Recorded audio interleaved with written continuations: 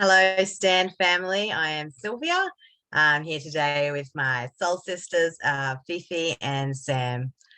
And we just got really two things we wanted to talk about today, but we're going to save the good one for the end and start with what's the stand about? What's the ethos? Getting back to basics on what we're doing here. As Sam's gotten a few emails recently, and I've heard a lot of people message me and people tell me that stuff going on in the stands, division, being taken over, people getting banned from stands, infighting, disagreements, that kind of thing. Yeah. And it's quite sad to read, really, when you sort of get these emails of people who are like, this has happened and what do I do? And it's difficult to really know what to say. We're all grown-ups. We're all kind of standing for the same thing. The bottom line is we want our basic human inalienable rights and freedoms to choose to speak, to live our lives the way that we so fit. And hopefully we're all kind of coming from that same place of doing that respectfully without wanting to harm anybody else, and be good people. And to hear that some of these stands are experiencing the same kind of division and infighting and arguing and all that kind of stuff that we're seeing in the wider society. It's quite and we're not exclusive. That's what, like, one of the ones who emailed you, Sam, she said she didn't want to go back because she was vaccinated or injected with the substance, and she was made to feel, really bad. I mean, right from the get-go, we've all been saying there's going to be more people who've had the jab who want to come to Stand in the Park because they're having, second thoughts. And it's a place where they should be able to come, talk to people, learn stuff, get information. And, I just don't think it's always happening. What we're seeing here is people have lost sight of the big picture. Yeah. So a stand in the park is incredibly simple. The premise, it was you come together to stand for freedom and truth for an hour every Sunday. And obviously all the amazing things that have grown from it, it's evolved, it's become this huge amazing thing all around the world, but the premise remains exactly the same. It's never changed. And I've said time and time again that we all have different opinions on things. We all have our own views, our beliefs, which is, that's life. That's completely normal. What we're doing here is putting that aside to a certain degree, because the primary focus, the primary belief, if you want to call it that, is in our freedom for all humanity, for all of us. So regardless of whether you even like someone, there could be I will fight for your rights the same as anyone else, because you are a human being. That's what matters, nothing else. I don't care what you've done, what kind of person you are, your background, your nationality. Matter. We're all in this together. Genuinely, that's a bit of a throwaway thing now that's been co-opted as well, but it's true. And so it doesn't matter that we have different views, different beliefs, different ideas of what this means and how it might pan out. The overriding thing here is freedom and truth, personal truth, so that there's space for everyone. If you don't agree with someone's view about something, fine, you don't have to stand and chat to them for hours and argue. Just accept we're not on the same page, but we're brothers and sisters here. And you'll see that within the harmonious stands, my stand, which I absolutely love. I love everyone. We do not all share the same views on stuff. We really don't. It doesn't matter, because we know the most important thing is unity, and it helps when you've got a certain level of maturity there as well. So even, you know, there might be a bit of tension, but people are like, okay, but this isn't important. The most important thing is self-governing. So yeah, you know, that's it is back to basics, like you said. If people have lost sight of what it's about, what we're standing for, this is what you'll see, is the nitpicking and the needing everyone to be in full agreement. That's not real life. And we see enough of it in the real world out there. We're trying to create something different here. Yeah, the real world, really. Yeah, and in the real world, you know, like, we're all adults. Everyone, you know, yes, there's some children who come, but let's just talk about the adults. I don't need anyone to tell me what to do. I don't want to tell anyone what to do. Like, when you hear these people calling, messaging, emailing, whatever, and they're like, this has happened, what do I do? And you talk it out, but you can't give them one answer, or you should do this, you know, because the whole part of it is we're learning to work together. We're learning to communicate. We're learning to work, compromise, learning to, you know, make space for different people. You know, you can't skip those steps. It's not like, you know, you can't skip that. It's just got to be done. Yeah, I mean, I would like to clarify on the sort of injection status thing, that I've not actually heard of any kind of nastiness or any real kind of, you know, in your face horribleness, but there seems to be this sense of, I'm not sure you should be here if you're vaccinated. So it's just not getting that feeling of being included and being welcomed. Yeah. So and why should we be concerned about someone else's medical status? Okay, people talk about shedding and they don't, you know, I know I've got friends who have experienced when they go near people who've had the injection that they have a reaction. So, but you don't have to hug every single person you see. You know, you can just say welcome and, you know, what brought you here, you know, just chit chat. You don't have to get up in their face and swap saliva or anything, you know. You don't, I don't know. I think the more fear we've got of anything, especially of other people, it's just to our detriment. It really is.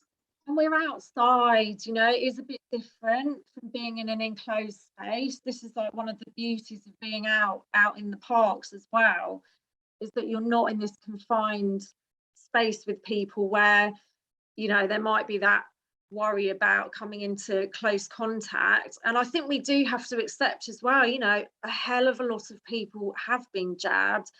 And a lot of the time, if you're out shopping, if you're, you know, whatever it is you're doing in your daily life, you can't avoid it. You can't avoid it. And it's really, can't avoid it. It's not great for people that really feel it strongly. I know people that say, and it's no joke, I totally understand, you know, if they're having a severe reaction, some people do, I understand that. But again, there's an element of it being unavoidable in life.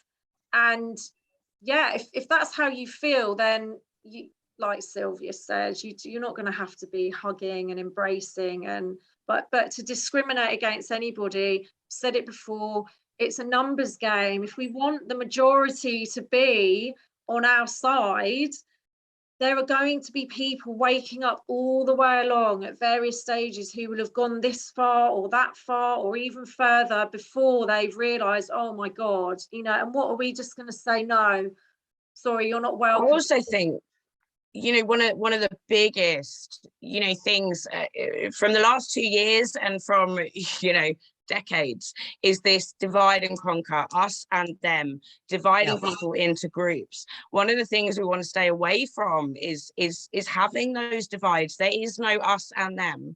You know, we are all one, you know, regardless of what choices we've made. We need to kind of stay away from falling into these traps of thinking that there is an us and a them, because that's not how it is. And there's a space for, you know, where a particular issue might be of real importance and interest to a certain number of people within a group. Brilliant. Set something up outside the stand. That's great. That's what we've seen happening. So many things have sprung forth from the stands. Not every single person is going to join whatever that is, because it's not their thing. But that's, you know, the stand itself, it's 1 hour. Obviously, I can go on as long as you want, but the stand itself, standing for truth and freedom, is just for 1 hour. So that's what needs to be kept in mind. We're coming together, freedom and truth. That's it. You know, it's not, well, this is an organized, this is what we do in that 1 hour, and it's all very rigid and stipulated, and this is what we talk about. No, it's just get the people together, get people feeling that connection. You know, you've found your tribe, you will gravitate to whichever people you feel in alignment with, that you resonate with. And that's great. That's the beauty of it, is there's something for everyone, there's someone for everyone. And those more specific things that people want to take action on, brilliant, you found your people there.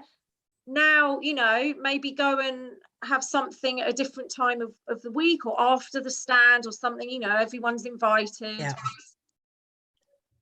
But even on a practical level as well, or maybe it's not even the word practical is the right thing, but if you go to a stand and it is organized differently to what you're used to, I like to go to a lot of different stands, you know, in my area, to sort of see what they're like and meet people. And, you know, if just because people are there and they've got this organized meeting doesn't mean that you have to sit down there and, you know, be a part of that. It just doesn't mean that, you know. If you want to go and you just want to stand and look up into a tree, then no one's stopping you. You know, we don't, if you go into a well-established stand and they've got their procedures, you know, obviously we can't micromanage stands. Everyone, they're all autonomous, like you said, Fifi. But that doesn't mean your stand has to be like their stand. You can stand in that same park, they're doing their thing, and you're doing your thing.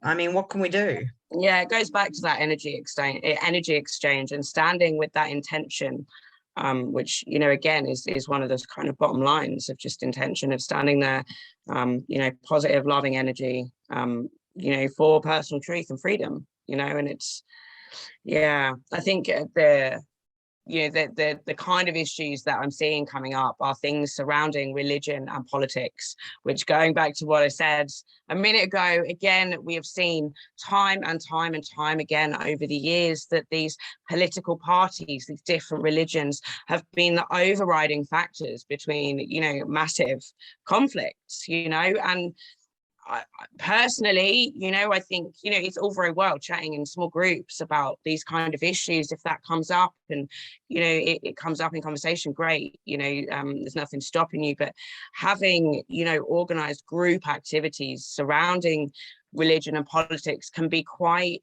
dodgy ground, because obviously we are all very different, particularly on religion and politics. Everyone's very, very different. And to try and get, you know, a group of whatever size to all come together and participate in one group or on one issue can, you know, exclude people, make people feel uncomfortable. So, you know, sort of going back to what we've said, it's use the stand to find people who have that interest in politics or religion, you know, perhaps a prayer circle or a meditation circle, or, you know, getting active in the political arena. You know, by all means, bring that up with your standers, and you will find people that will resonate with. And then, you know, you can say, right, well, after the stand, we're going to pop down to this pub or this cafe, and we're going to discuss this, or we're going to hold this, you know, meeting or circle or whatever. Everyone's welcome to join us, but then it just takes it away from kind of intruding upon, you know, everybody at the stand who perhaps might not resonate with the topic, whatever it is. Yeah it's like a buffet. You know, at the stand you got the buffet, and you can I like that. Oh, not so keen on that. So I'm not, you know, I'm not going to load my plate up there and then get really angry about it. I'm just going to say, no, I prefer that. You know, that's the beauty of it. And like you're saying, Sam, the intention, you know, it's when Brady started this, he was on his own for months, and he was standing in his intent. His intention was, I am here for freedom and truth. And that's it. You know, that's where it begins and ends. And then obviously people are drawn to that, but that hasn't changed. Still, intention is everything. And so we don't, you know, when if you were standing on your own, maybe the intention is highly unlikely to be, I'm standing here because I'm against G, or I'm against, or, you know, it's just your intention will be freedom. I'm standing here for freedom. And when more and more people come, we're showing unity. We're showing other people, look, we've come together under a banner of freedom. Despite all our differences. Exactly, that's what it's about. All the other things that feed into this are inconsequential, really, because if we're all fighting for freedom or standing for freedom, I think fighting is probably a bit of a contentious word, but you know, if we're coming together under that banner, then everything's taken care of, because that's the overriding energy. Freedom, and it will all take care of itself. We don't need to be falling out over what's your view on this particular aspect, or that's all the tiny details that they love people getting lost in.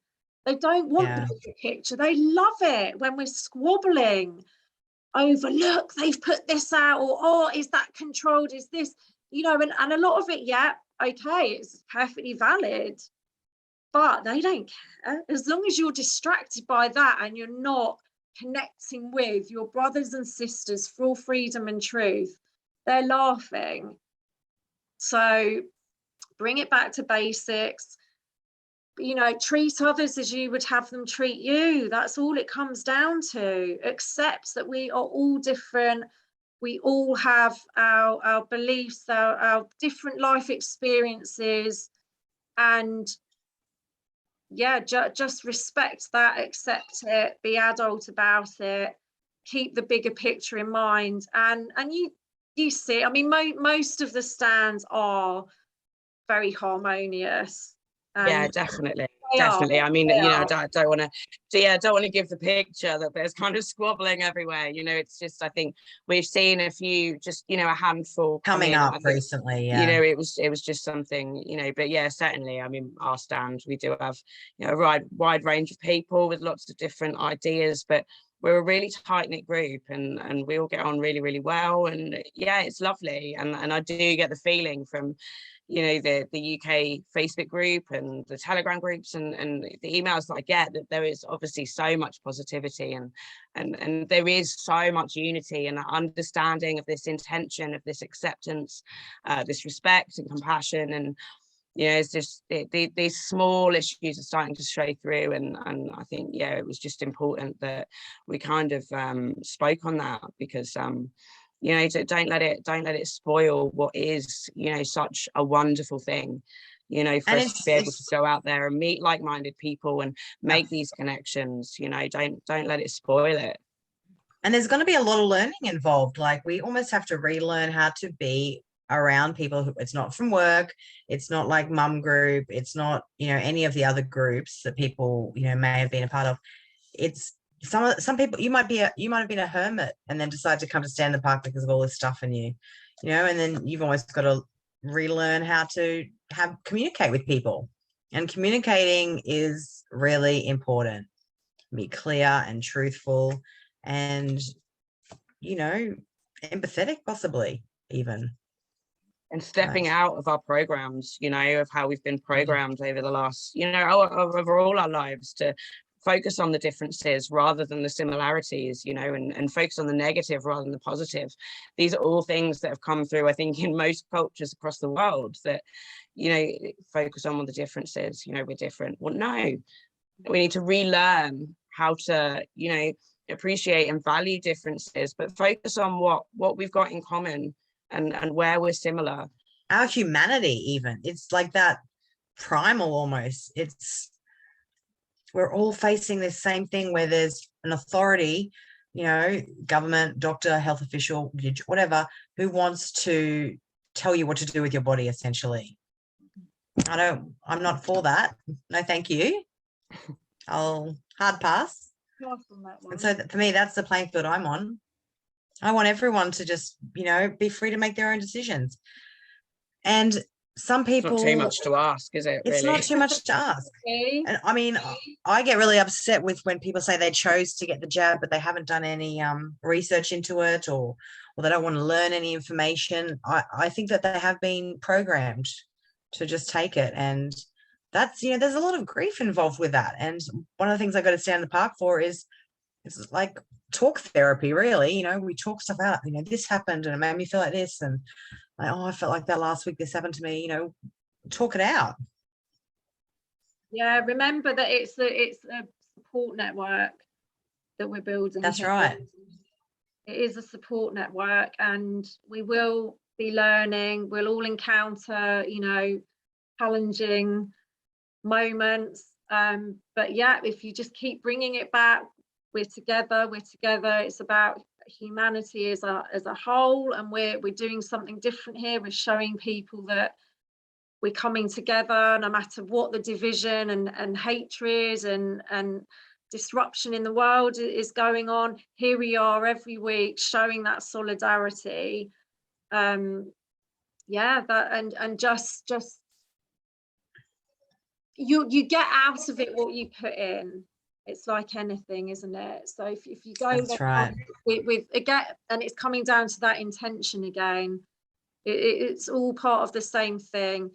What you bring to something, you actually end up taking away even more. But it's you just, if you come with an open heart and you're accepting and loving, and you're willing to overlook, oh well, that's not what I think about that, and if you can let that go, it's such a lovely place to be, because you're connecting them with all kinds of people that maybe you would have steered clear of before, because you wouldn't have given them that chance. We wouldn't even have never met them. They're just, it's not in the same.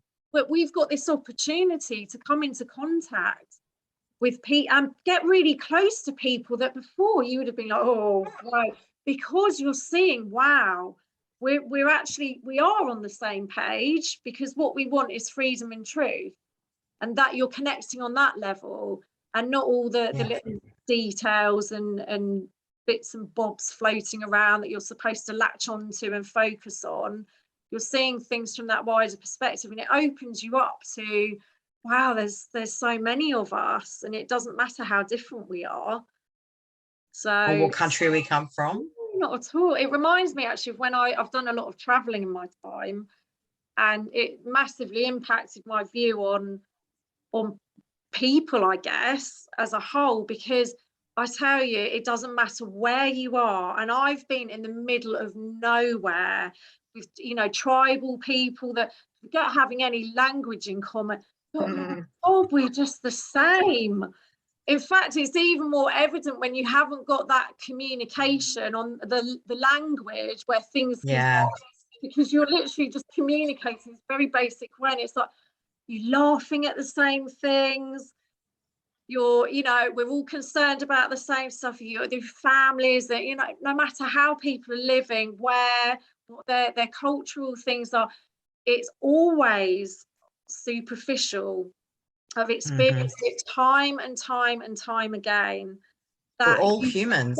Exactly. And that's all that matters. And I've bonded with people for, age doesn't matter, gender, language, culture, nothing at all. It's just that you are human beings, and you are instantly connected. And if you can just home in on that and forget all the other noise, then we're there. That's peace on earth. That's everything that we've ever wanted. Is just get past all the crap. Sorry. And we've had some good news. There's been some really big, you guys have some big news. Like I mentioned to you earlier, like in Australia, the government's just come out and said only 86 people have died, from COVID over the past 2 years. So that's big news. That's very few people. So I'm hoping things will change. Like how they can't justify the mandates, the masks, all of this stuff.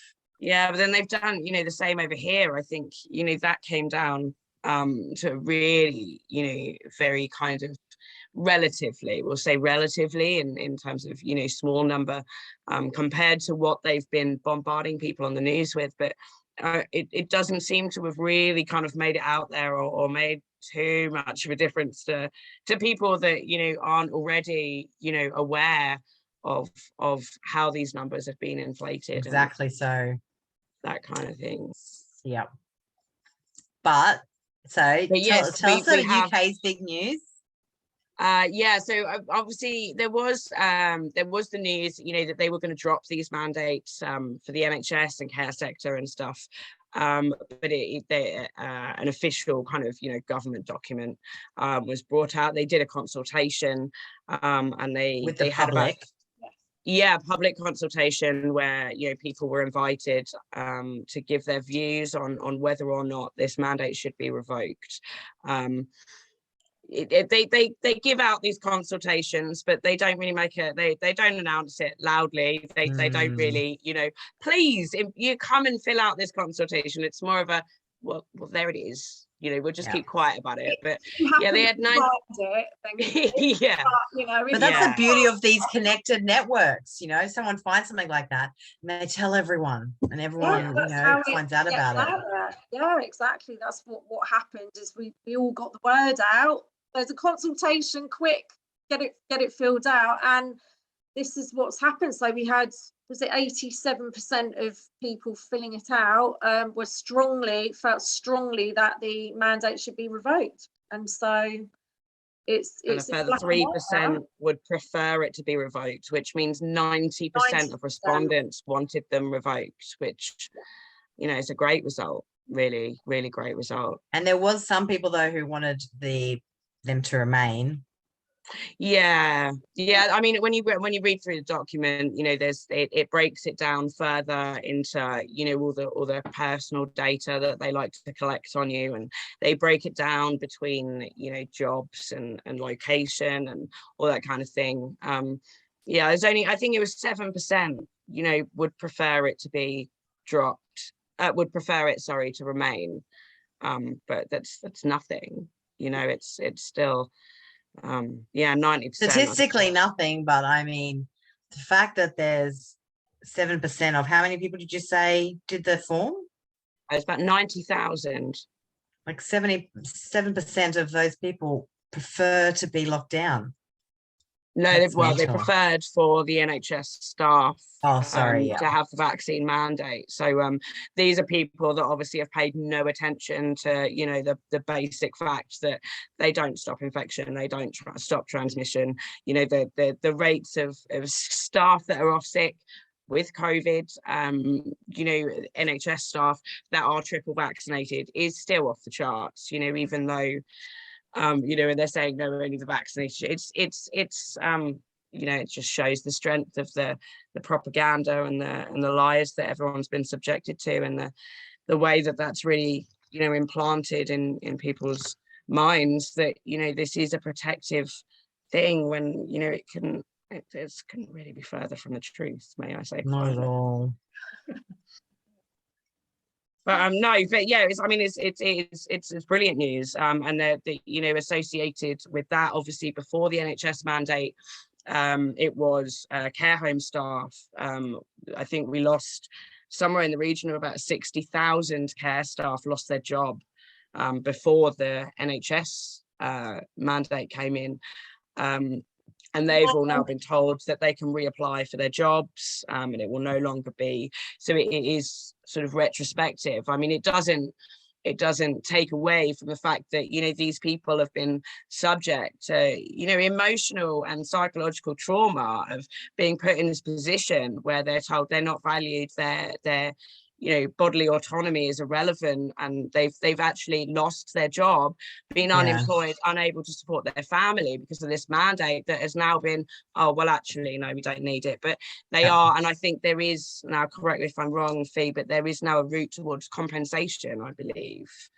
There's all kinds of some of stuff, these coming out, because obviously the damage has been done. You know, it may have been revoked, which is great, it's what we wanted, but thousands and thousands of people have lost their jobs. They've gone through all that terrible distress, and yeah, just the logistics of getting people back to work. And would you want to go back to work somewhere that's treated you like that? You know, the impact, it can't be undone. So it is overwhelmingly a positive thing, because it's not going to continue, but we need justice for the people that have been affected and treated that way. So I think we're going to be seeing over the coming weeks how it's handled, and, you know, but a completely unnecessary mess to begin with. We didn't, and obviously the state of the care homes now, you know, there is a lot of suffering amount of care homes that did actually have to close after they lost, you know, a significant portion of their staff. They weren't able to stay open. You've got there's sort of still all these ridiculous, you know, ideas around masking and booking in time slots. I saw quite a disturbing article about the state of care homes at the moment. So there's still a lot of work to do in terms of, you know, really laying it out to these places that, right, the government guidance is gone. There is no more masks. There is no more restrictions. There is no more mandates. You have no right to be imposing this upon your staff. So, well, it'll be interesting to see what the employee contracts in the near future are looking like. Yeah, I think that it's one to watch, and the Together Declaration are watching this and monitoring this with interest in terms of whether these mandates are going to be brought in through the back door in terms of new contracts and that kind of thing. So exactly.